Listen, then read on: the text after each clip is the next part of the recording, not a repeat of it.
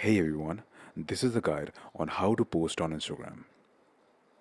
If you find this guide helpful, consider subscribing and liking the video. So, the first step would be going to the home page of your Instagram account. Over here, you have to click on the plus icon on the bottom of your screen. This will take you to the uploading hub of Instagram. Here, you have to post any image or video that you choose. For example, I will choose this blue image that I have. You can even choose multiple images at time, but I'll just choose one.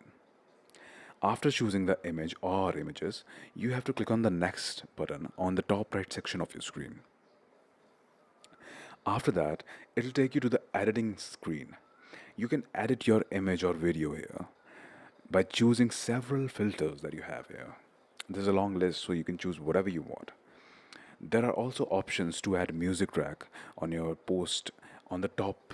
You can see on the second option is for the audio, and the first one is to just use the Lux. You can choose whatever you want and click on the tick mark to confirm it. You can even choose audio tracks from a long list. You can search music here if you want to. After editing your post, you have to click on next. On this page, you can add caption to your post. For example, I have a blue image, so I'll just type blue.